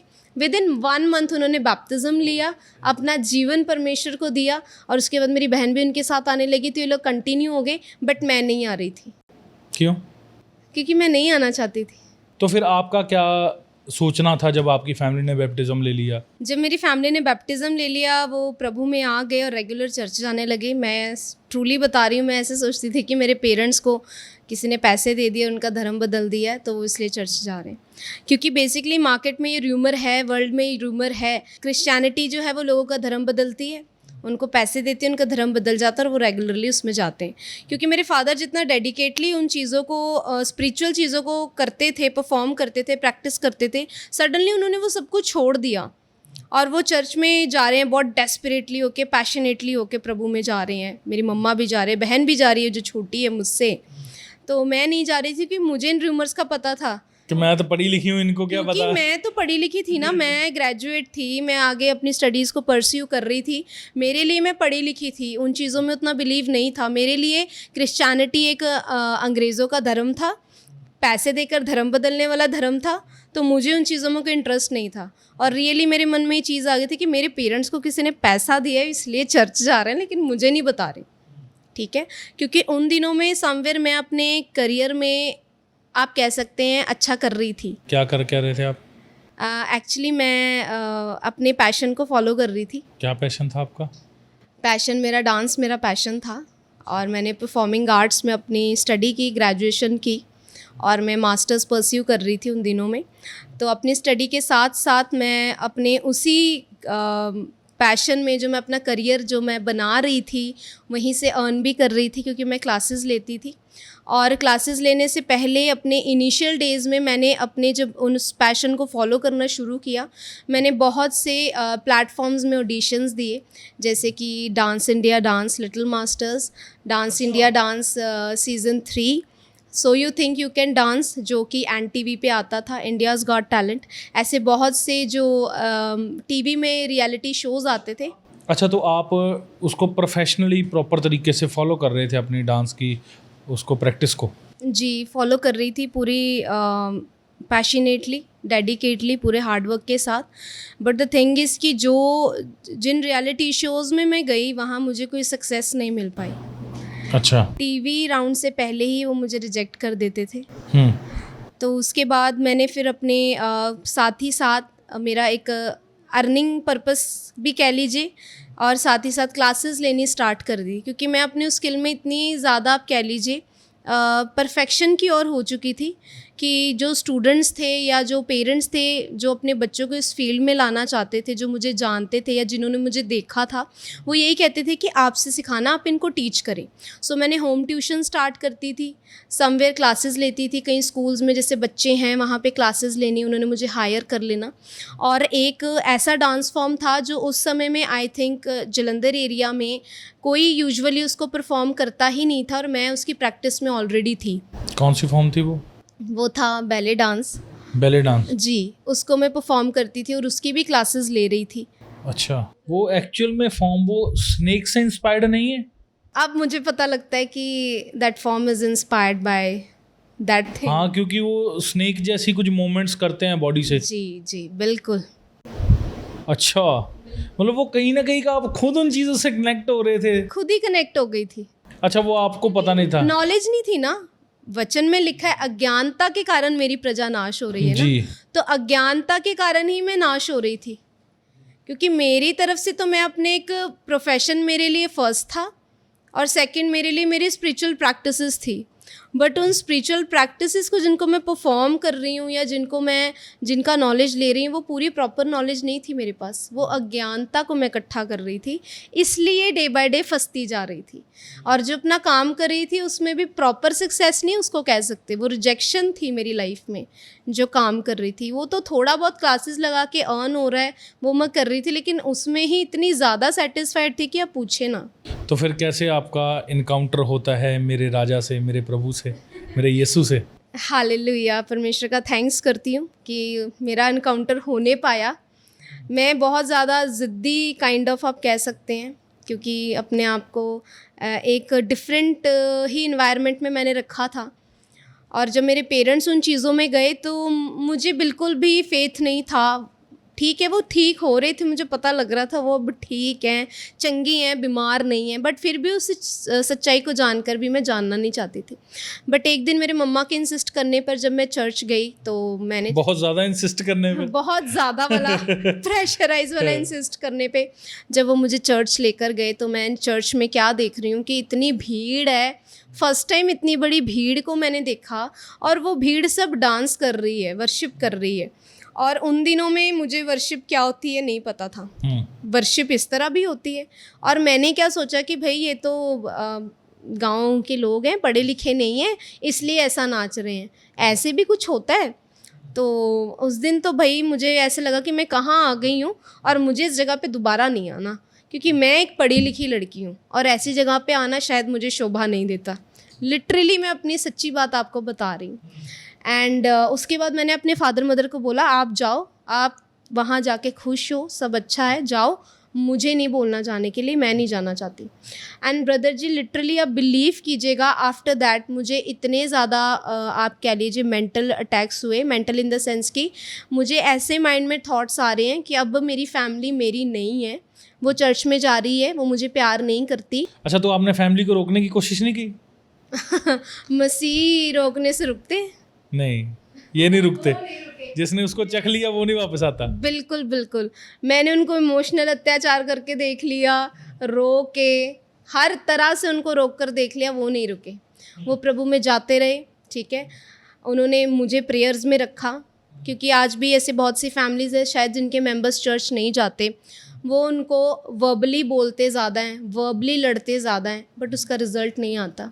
समवेयर जैसे वचन में लिखा है आपके उपवास सहित प्रार्थना, तो वो फल लेकर आती है। मेरे पेरेंट्स ने प्रेयर की, मेरे लिए उपवासों को रखा, तो शायद मैं चेंज हुई। अब क्या होता है कि जब मैं सेकंड टाइम चर्च जाती हूँ, वहाँ पे एक अनाउंसमेंट होती है। नहीं, फर्स्ट टाइम का इंसिडेंट आप मेरे को पहले बता रहे थे कि टायर पंचर हो गया, मैंने कहा यार कैसी जगह पे आ गए हम जी। जब फर्स्ट टाइम मैं गई हूँ, ऐसे था कि हम जिस व्हीकल पे गए थे तो वो व्हीकल पंचर हो गया, और रात की मीटिंग थी, वो नाइट मीटिंग थी, थर्सडे की नाइट मीटिंग थी, और हमें आने के लिए कोई और व्हीकल नहीं मिला। हमें उस खामरा चर्च से लेके अपने घर तक जाने के लिए पैदल 2.5 घंटे लग गए, और मैं उस 2.5 घंटे में अपने पेरेंट्स को इतना लेक्चर देते आई ना कि आप कैसी जगह जा रहे हो, ये अच्छी जगह होती तो ऐसे थोड़े ना होता, वहाँ जाने से हमें दुख हुआ, हम पैदल चल के जाना पड़ रहा है, पैरों में दर्द हो रही है, पैर में छाले पड़ गए, ये हो गया वो हो गया। तो इस तरह की चीज़ उस टाइम मेरे साथ हुई। उसके बाद मुझे इतने ज़्यादा मेंटली मैं डिस्टर्ब होने लगी कि मतलब ऐसे थॉट्स मुझे आने लगे कि अब ये फैमिली मेरी नहीं है, ये उधर की हो चुकी है, या तो हमारे घर के पास एक रेल की पटरी थी, या वहाँ जाके सुसाइड कर लो। इन 2 चीज़ों ने मुझे बहुत ज़्यादा घेर लिया था। एंड उसके बाद तो ऑब्वियस ही बात है, मैं अकेली रहती थी, अपनी स्पिरिचुअल प्रैक्टिसेस जो मैं कर रही थी करती गई। एंड जब सेकंड टाइम मैं चर्च गई, मेरी मम्मा उस दिन भी मुझे बहुत ज़्यादा इंसिस्ट कर लेके गई, बड़े प्यार से, है ना, तो रुका नहीं गया, चली गई। तो उस दिन मैंने बोल दिया था ये फर्स्ट एंड लास्ट है, इसके बाद मैं कभी ही नहीं जाऊंगी चर्च, आप मुझे जैसे मर्जी बोल लेना, ठीक है। अब उस दिन क्या होता है कि एक अनाउंसमेंट होती है कि हमें एक ट्रांसलेटर की ज़रूरत है। मीटिंग ख़त्म हो गई, उसके बाद एक अनाउंसमेंट हो रही है कि हमें एक ट्रांसलेटर की ज़रूरत है जो हिंदी से इंग्लिश और पंजाबी से इंग्लिश ट्रांसलेट कर सके। क्या ट्रांसलेट करना था? टेस्टमनीज। अच्छा, गवाहियाँ। हाँ, और मेरी मम्मा मुझे कह रही कि देख इनको ट्रांसलेटर की ज़रूरत है, तेरी तो इंग्लिश इतनी अच्छी, जा इनकी हेल्प कर। और होता ना बंदा अपने एटीट्यूड में कि भाई मैं पढ़ी लिखी हूँ, मुझे तो इंग्लिश आती है। शायद उस दिन के लिए इस चीज़ की महिमा मैं परमेश्वर को देती, शायद इस दिन के लिए परमेश्वर ने मेरी इंग्लिश में पकड़ अच्छी दी थी, ये बाय उसकी ग्रेस। तो जब मैं गई आगे, मैंने उनको बोला, तो उन्होंने मुझे एक मैटर दिया। उन्होंने बोला हमें ट्रांसलेट करके भेजना, आपकी ट्रांसलेशन अगर हमें सही लगी हम फर्दर फिर आपको और देंगे। तो मैंने वो ट्रांसलेट करके उनके दे, उनको पसंद आई, और उन्होंने बोला आपको ये ट्रांसलेशन करने के लिए रेगुलर चर्च आना पड़ेगा। तो मैंने उनको सीधा ही बोल दिया, मैं कि देखो जी मैंने चर्च नहीं आना, आपको ट्रांसलेट करवानी है, आप मुझे भेजो, मैं आपको मोबाइल से ट्रांसलेट करके दे दिया करूँगी। तो उन्होंने मुझे बोला आप चर्च क्यों नहीं आना चाहते? मैंने कहा देखो जी मेरी फैमिली इस तरह आती है, वो इस तरह कन्वर्ट हो गई, मुझे नहीं कन्वर्ट होना, मुझे नहीं आना यहाँ। परमेश्वर ने उस ब्रदर को लीड किया, और उन्होंने मुझे बोला ठीक है बाहर मत बैठना, मत सुनना, क्योंकि मैटर इतने बड़े हैं कि फ़ोन में ट्रांसलेट करके नहीं भेज पाएंगे हमें। आप इतनी लंबी गवाहियाँ होती हैं कई बार। हाँ, कि सिस्टम में ही इसको करना पड़ेगा। तो पता नहीं वो कैसे उस चीज़ के लिए मेरे अंदर से यस निकली, वो परमेश्वर की सामर्थ्य थी, वो उसकी हलीमता ने मुझे हलीम किया, और मैं उस चीज़ के लिए राज़ी हुई, मैंने यस करी। और मैं उसके बाद मीटिंग डेज पर चर्च जाने लगी। मैं बाहर नहीं बैठती थी कलीसिया में, मैं कोई प्रीचिंग नहीं सुनती थी, नथिंग। मैंने अंदर जाना, जब तक मीटिंग चल रही, टेस्टमनीज ट्रांसलेट करनी। अब वहाँ पे भी एक नया वाक्य स्टार्ट हो जाता है। जो टेस्टमनीज मैं ट्रांसलेट कर रही हूँ, अब मेरे माइंड में चल रहा है कि इसको इतने पैसे दिए होंगे, इसको इतने तो दिए ही होंगे। अपनी तरफ से एक अमाउंट सेट कर रही हूँ हर एक गवाही, सबका रेट लगा रहे हो आप? सबका रेट लगा रही हूँ मैं अंदर बैठ के, क्योंकि मेरे लिए वो इम्पॉसिबल चीज़ें हैं, वो हो ही नहीं सकती मेरे अकॉर्डिंग। जैसे कि मुझे आज भी याद है, मैंने एक फ़र्स्ट टेस्टमनी जब ट्रांसलेट की थी, उसमें एक सिस्टर का जो यूट्रस है वो गल गया था, उसको रिमूव कर दिया गया था डॉक्टर के द्वारा, और जब वो चर्च आई हैं, उनको जब किसी ने चर्च का सुसमाचार दिया, वो अंकुर नरूला मिनिस्ट्रीज आती है, खामरा चर्च आती हैं, परमेश्वर की प्रेजेंस में रहती हैं, विश्वास करती हैं, रेगुलर चर्च अटेंड करती है। परमेश्वर ने उस बहन को जिसका यूट्रस रिमूव कर दिया गया था, उसको ट्विंस बेबी के साथ ब्लेस किया। अच्छा। हाँ, और मैं I was like totally shocked. थोड़ी देर तो मैं अपना सिर पकड़ कर बैठी हूँ कि ऐसे नहीं हो सकता, ये कैसे हो सकता है, यूट्रस ही नहीं है, बेबीज़ कहाँ से आ जाएंगे, सिंगल बेबी होना तो इम्पॉसिबल, इनके तो ट्विन्स हो रहे हैं। तो मैं रेट सेट कर रही हूँ और ये सोच रही हूँ कि ऐसी स्क्रिप्ट्स ये लाते कहाँ से हैं। अच्छा, आपको वो स्क्रिप्ट लग रही थी? स्क्रिप्ट लग रही थी, ऑब्वियसली मेरे लिए सब नया, मैंने ऐसे कभी देखा ही नहीं। हम इतनी जगहों पर गए, इतने स्पिरिचुअल प्रैक्टिसेस करे, ऐसी चीज़ें तो कभी नहीं देखी। असंभव सी बात थी आपके लिए तब। हाँ, उल्टी चीज़ें देखी हैं, ऐसी सुलटी चीज़ें तो फर्स्ट टाइम देख रही हूँ कि किसी की असंभव चीज़ संभव हो रही है। मेडिकली वो टोटली इम्पॉसिबल है और यहाँ पे आके पॉसिबल हो रही है। सिंगल बच्चा होता तो ठीक था, ट्विन्स हो गए विदाउट यूट्रस। सिंगल भी इम्पॉसिबल है, जब यूट्रस ही रिमूव कर दिया तो ट्विन्स हो गए। तो उसके बाद जितनी टेस्टमनीज में ट्रांसलेट करती गई हूँ, हर एक टेस्टमनी के साथ मेरे अंदर शक आता गया। तो स्क्रिप्ट आती गई आगे, यार कहानियां लाते कहाँ से? को इतने पैसे मिलेंगे, इसके इतने तो दिए ही होंगे। और अंदर लेकिन मैंने ये चीज़ कभी किसी को बोली नहीं, क्योंकि मैं जानती थी वो सब विश्वासी हैं, मैं विश्वास नहीं करती, मैं डाउट में थी। इवन जब परमेश्वर के दास दासी ने, जो आज मेरे स्पिरिचुअल फादर और स्पिरिचुअल मदर हैं, जब उन्होंने जब पुलपट पर आना, जब प्रीच करना, खासकर जो बीज के लिए प्रीच करना, मुझे आप कह सकते हैं, मैं उसको बताऊंगी इस वर्ड में, मुझे ना जलन मचती थी, आग लगती थी कि पैसों के लिए क्यों ऐसे बोल रहे हैं कि बीज दो, ये करो। मैंने कहा एक नया तरीका पकड़ा है पैसे मांगने का, पैसे इकट्ठे करने का। मैं ऐसे सोचती थी अच्छे पढ़े लिखे हैं, ये बड़ा माइंड लगा के अच्छा सेटअप बनाया इन्होंने, मैं ऐसे सोचती थी। अच्छा, खुदावंद के दास दासी के बारे में आप ऐसा सोचते थे? ऐसे सोचती थी, मेरे मन में और मेरे माइंड में था। मैंने अंदर किसी को नहीं बोला था, क्योंकि मैं जानती थी ये सब जितने अंदर के लोग हैं उनसे प्रेम करने वाले लोग हैं, उनका प्रेम झलकता था उन लोगों के अंदर। पर मेरे अंदर उनके लिए वैसा कोई ना प्रेम था ना कोई कुछ था। मैं यही सोचती थी कि ये पढ़े लिखे लोग हैं, इन्होंने बड़ा अच्छा सेटअप बनाया पैसा इकट्ठा करने का ना। और मैं सोचती थी कि ये पुलपट में ही ऐसे हैं, ये पीछे ऐसे नहीं होंगे, ये जो कहते हैं इतना प्रेयरफुल है ऐसे वैसे। मैं कहती that is totally impossible. 7-8 hours 9-10 hours कौन प्रेयर करता है? कोई नहीं करता। हमने बहुत स्पिरिचुअल प्रैक्टिस, वो भी जो वेल सेटल्ड लाइफ जी रहा हो, वो भी वेल सेटल्ड जो जी रहा है, उसको जहाँ बैठे बैठे एक बारी बोलने से पैसा आ रहा है, इतने लोग आ रहे हैं, कि कैसे हो सकता है? मैं कह दिस इज़ टोटली इम्पॉसिबल। ये यहाँ कुछ और पीछे कुछ है। बट मैं आपको बताना चाहूँगी, जिस तरह वचन में लिखा है कि वो जो जीवित परमेश्वर है वो सच में हमारे हृदय और गुर्दों को जानने वाला और जांचने वाला परमेश्वर है।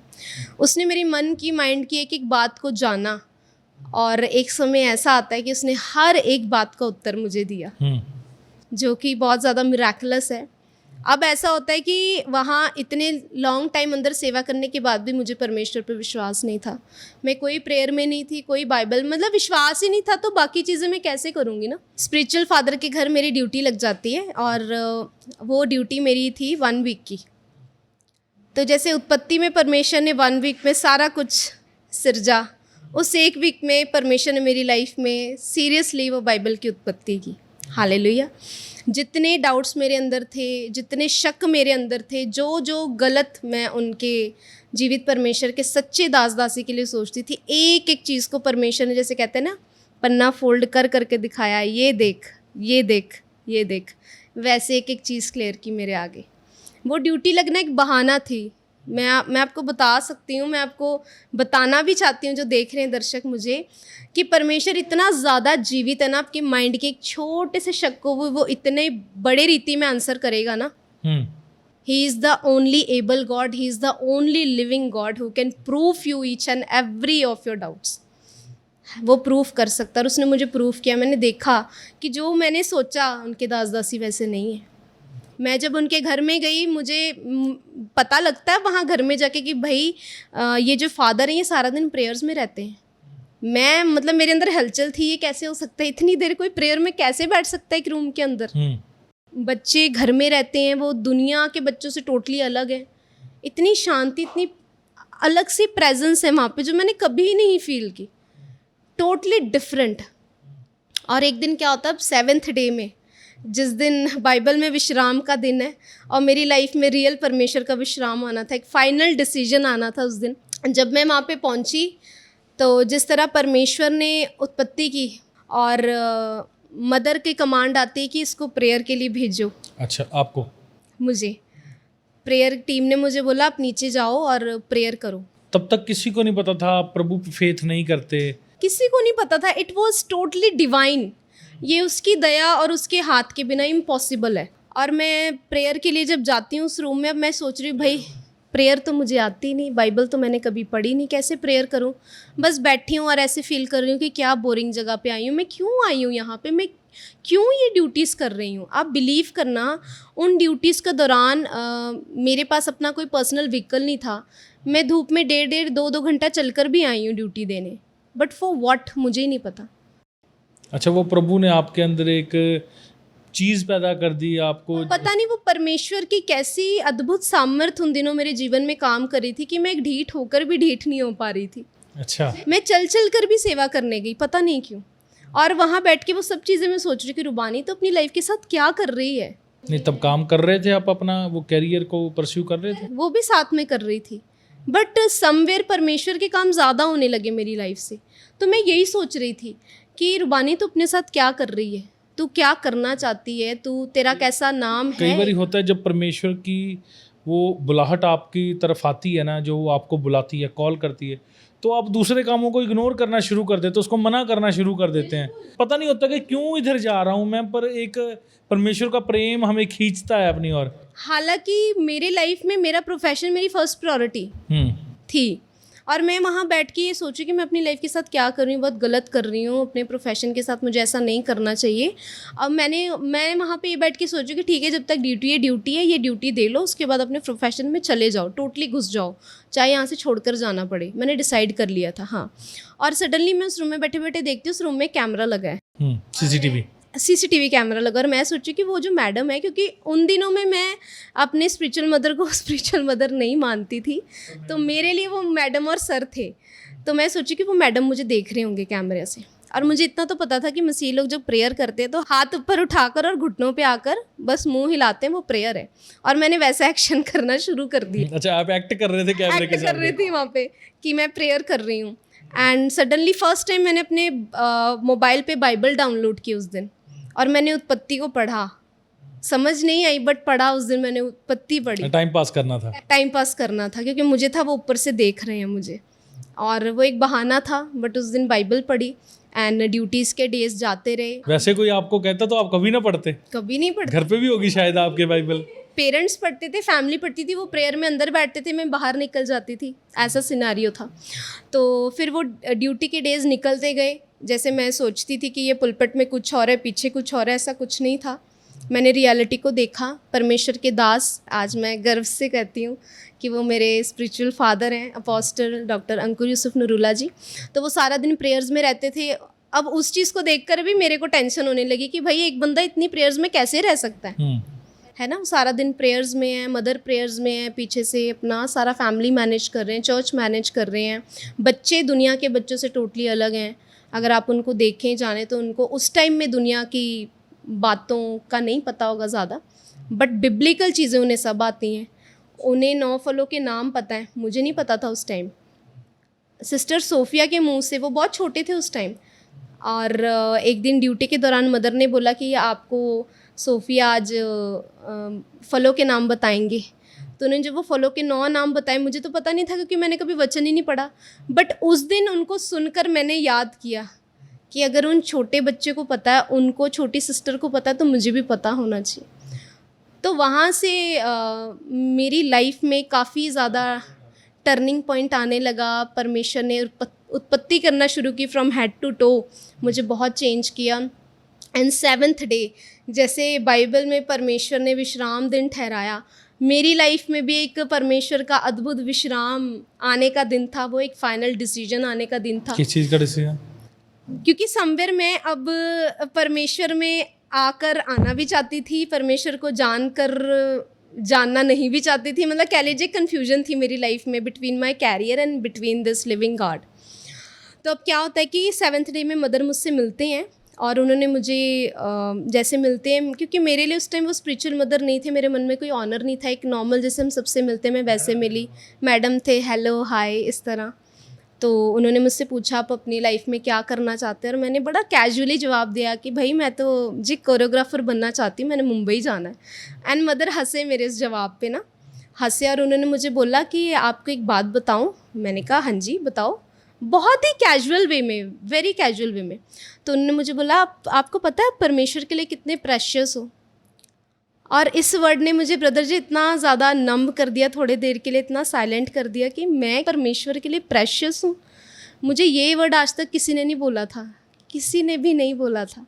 और मदर मुझे कह रहे कि तुम्हें पता है तुम परमेश्वर के लिए कितनी प्रेशियस हो। और फिर मदर मुझे कहते हैं कि परमेश्वर नहीं चाहता कि आप लोगों के एंटरटेनमेंट के लिए ये चीज़ें करो, क्योंकि समवेयर ये जो करियर है ये एंटरटेनमेंट के लिए ही है। भले ही मैं एक गलत वे में नहीं थी, इसको एज अ करियर लिया, इसमें स्टडी की, बट स्टिल समवेयर है तो ये ऑडियंस के लिए ही था। मैंने परफॉर्म तो ऑडियंस के लिए ही करना था। तो मदर ने मुझे बोला परमेश्वर नहीं चाहता कि आप ये लोगों के एंटरटेनमेंट के लिए करो, बट परमेश्वर की महिमा के लिए करो, वो प्रसन्न होगा, वो खुश होगा। तो ये वर्ड निकलने के बाद जब मदर ने मुझे वर्ड बोला, सारी बात हुई, 7 डेज़ की ड्यूटी की मैंने परमेश्वर के अनुग्रह से। जब मैं उनके घर से आई, घर से चर्च तक मैं पैदल आई उस दिन, और परमेश्वर की आत्मा ने मुझसे बात की अपनी दासी के द्वारा। वैसे कैसे आते थे?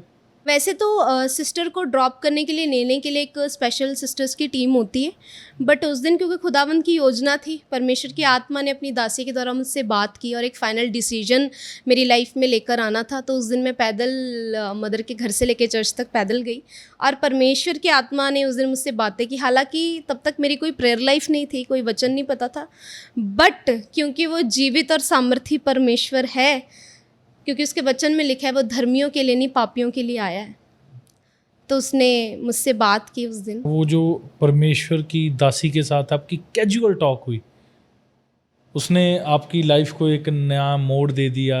अच्छा, एक नई सृष्टि आपकी ज़िंदगी में पैदा की। बिल्कुल, एक न्यू उत्पत्ति मैं आपको बता रही हूँ। जिस तरह बाइबल में परमेश्वर ने 7 दिनों में उत्पत्ति की, मेरी लाइफ में उन दिनों में परमेश्वर ने सचमुच उत्पत्ति को किया। फिर क्या हुआ? और उसके बाद अब मैं वहाँ से वहाँ तक जब जा रही हूँ, मेरे माइंड में, मेरे कानों में वही वर्ड घूम रहा है कि तुम परमेश्वर के लिए प्रेशियस है, कीमती है तो परमेश्वर, कीमती है तू परमेश्वर के लिए। एंड आई वाज लाइक कि मुझे ये वर्ड कभी किसी ने नहीं बोला, और मैं एक परमेश्वर के लिए कीमती कैसे? मुझे अपनी सारी लाइफ याद आ रही है, जैसे जो मेरे साथ हुआ, मैंने परमेश्वर की दासी के लिए क्या सोचा, परमेश्वर को क्या क्या बोला।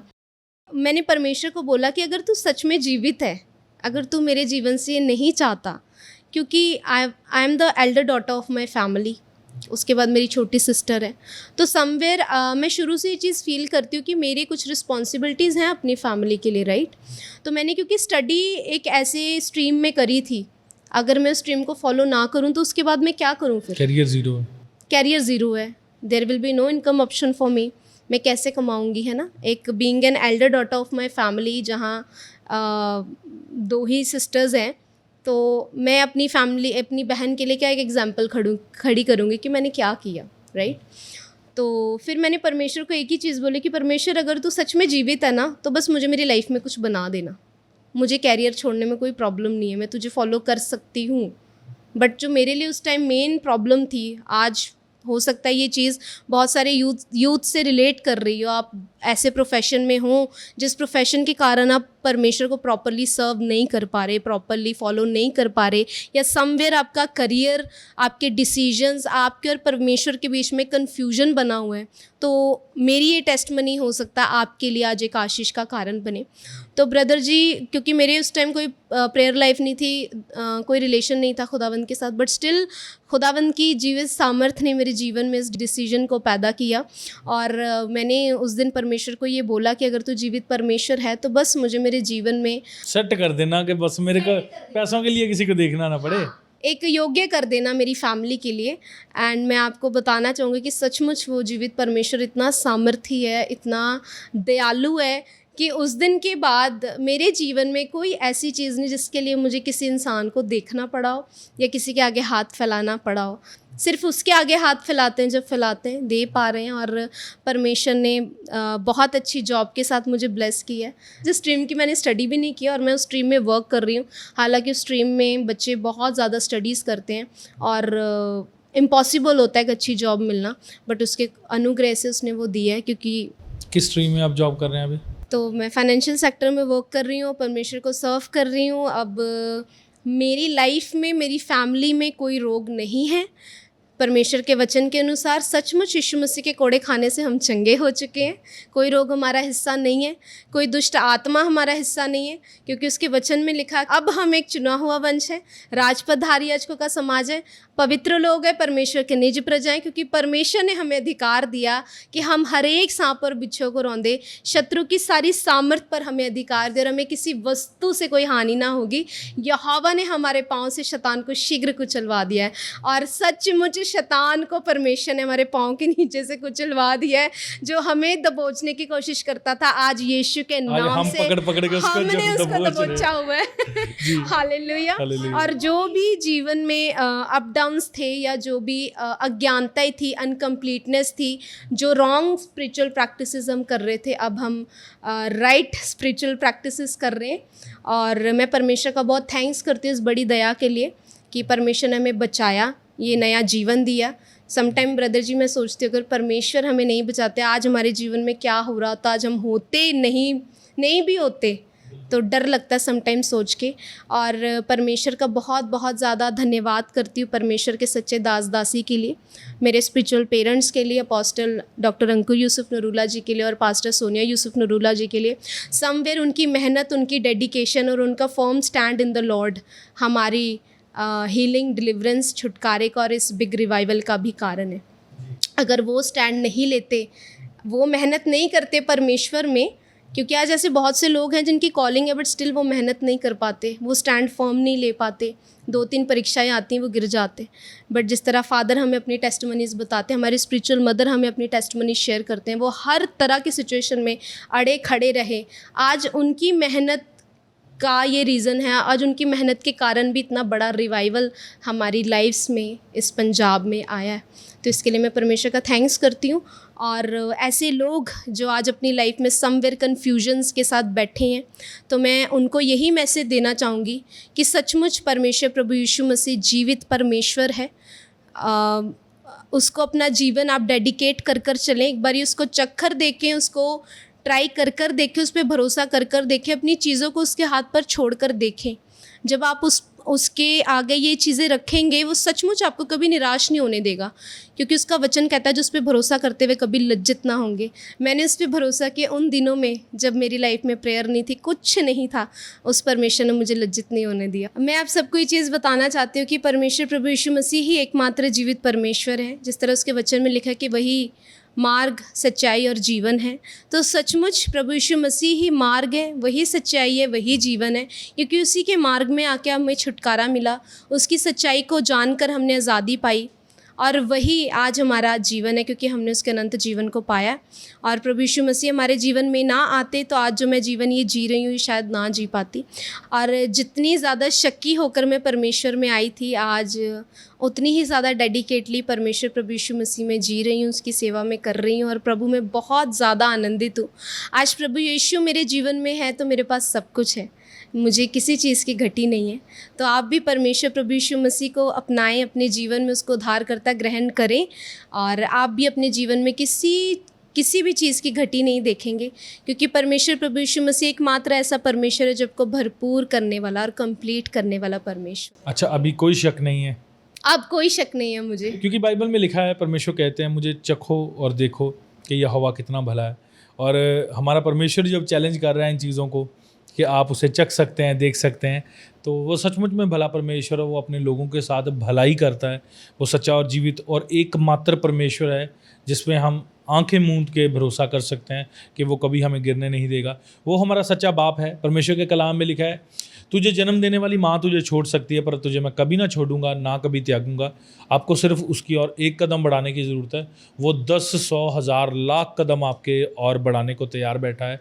परमेश्वर कहता है मुझ पर भरोसा कर, मैं तेरी ज़िंदगी से हर एक बुरी चीज़ को, हर एक घटी को, हर एक दुख को निकालूंगा। वो हमारा यहोवा जरी है, हमें मुहैया करने वाला। वो हमारा यहोवा राफा है, हमें हील करने वाला। बहन के जीवन से हमने सुना कि कैसे परमेश्वर ने उनको डिलीवर किया। मेरा विश्वास है परमेश्वर आपके भी जीवन में सेम कार्य को करेंगे। तो सिस्टर जी, जाने से पहले आप हमारे दर्शकों को क्या मैसेज देना चाहेंगे? मैं यही मैसेज देना चाहती हूँ जो मैंने अपने जीवन में पाया, कि परमेश्वर प्रभु यीशु मसीह एकमात्र सच्चे ईमानदार परमेश्वर हैं और परमेश्वर से बड़ा सच्चा प्रेमी, सच्चा साथी कोई नहीं है। तो आप अपने प्रेम को, अपने साथ को, आप हो सकता है जिधर उधर ढूंढ रहे हो, लेकिन परमेश्वर से बड़ा प्रेमी, सच्चा प्रेमी और सच्चा साथी कोई नहीं है। परमेश्वर को अपना साथी, उद्धारकर्ता, प्रेमी माने और अपना लाइफ डेडिकेट कर कर उसमें चलें और आप अपने जीवन में एक बड़े रिवाइवल को और उसके बड़े हाथ को डेफिनेटली देखेंगे, जैसे मैं देख पा रही हूँ। जी, और बाइबल कहती है कि वो वफ़ादारों का वफ़ादार परमेश्वर है। तो वो वफ़ादार है आपके लिए, आपको वफ़ादार बनने की ज़रूरत है उसके लिए। ये थे सिस्टर रूबानी और आपने सुनी इनकी कहानी, इनकी ज़ुबानी। तो इन्होंने क्लोज़ भी कर दिया सारे पॉडकास्ट को। मेरे सारे काम आज इन्होंने कर दिए, स्टार्ट भी इन्होंने किया और क्लोज़ भी इन्होंने किया। और मेरा विश्वास है परमेश्वर आप सबको, सुनने वालों को इस गवाही के द्वारा बरकत देंगे, क्योंकि बहुत दफ़ा हम ऐसी ही सिचुएशन में फंसे होते हैं जहाँ पे हमें नहीं पता होता कि वे आउट क्या है।